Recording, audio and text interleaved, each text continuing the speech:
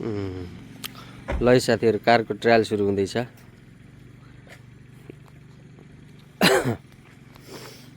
Entry हुँदैछ है त गाडी अब ट्रायलमा। यस्तो छ ट्रायलको पिच।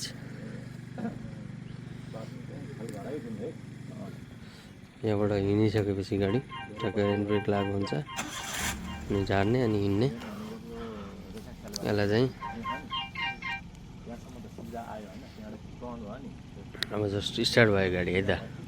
अब यहाँबाट सर आफ्नो लेफ्ट अथवा राइट आफ्नो कता चलाउन बानी लागेको छ त्यो हिसाबले सर जाने है। आनन्दले उता थोरै उता पल्लो साइडतिर अलिक कुनामा दबाइसकेपछि ट्रायल कटाउन चाहिँ अलिक सजिलो हुन्छ है त। ल हेर्नुहोस् है, उहाँले टक्क मिठो लैरहनु भएको छ। यति सजिलै गइसकेपछि गाह्रो हुँदैन। एटमा चाहिँ एकदम ध्यान दिनुपर्ने हुन्छ। पोलहरू अलि धेरै हुन्छन् फेरि, यहाँ अलि पोलहरू कम छ, त्यसले गर्दाखेरि पोलहरूको पनि ध्यानमा राखेर पेलो गएर चाहिँ कुद्नु हुँदैन। साइडमा अलिकति दबाइसकेपछि टक्क हामीले कटाउन सजिलो हुन्छ। उहाँले मिठो लिएर गइराख्नु भएको छ है त। यसरी गइयो भने हामी कटाउनलाई गाह्रो छैन। ल हेर्नुहोस् है कति मजाले लैराख्नु भएको छ। यसरी लैयो भने चाहिँ हामीलाई ट्रायलको लागि चाहिँ एकदम बेस्ट सजिलै। ल हेर्नुहोस् अब सक्कै निक्लिनु भयो उहाँ है।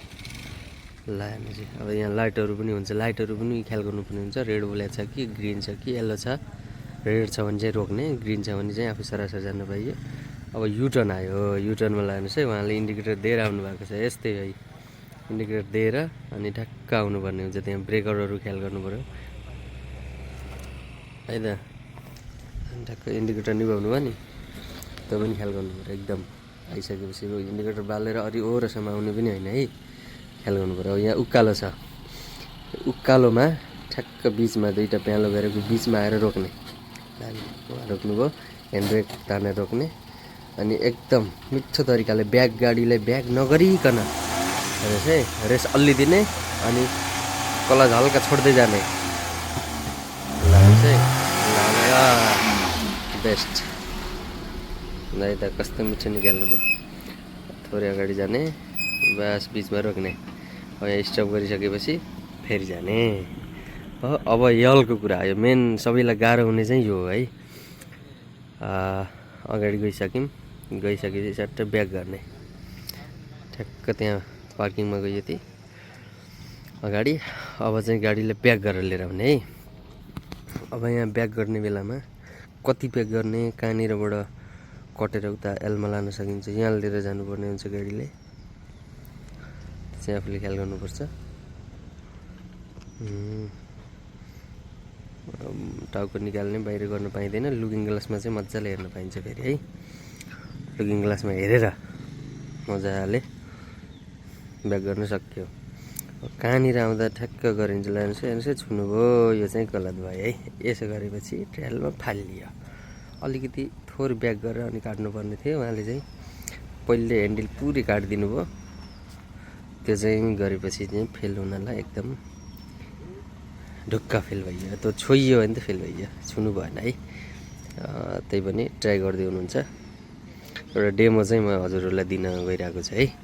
यति हेरेपछि अलिकति अनुभव चाहिँ हजुरलाई पक्कै पनि हुनेछ। लान ट्याक्क गयो, बस त्यहाँ गइसकेपछि अब त्यहाँबाट निक्लिनु पर्ने हुन्छ। त्यति ब्याक गर्ने अनि ब्याक गरिसकेपछि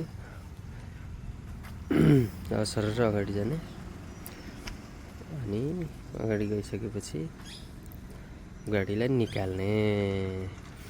यति गर्दाखेरि कुनै पोलहरू छोइएन, सबै कुराहरू कटाउँदै गइयो भने चाहिँ बेस्ट है त। ल वेल डन। साथीहरू पक्कै पनि केही न केही अनुभव हजुरलाई भयो होला है। धन्यवाद। लाइक कमेन्ट सेयर गर्न नभुल्नु होला है। धन्यवाद।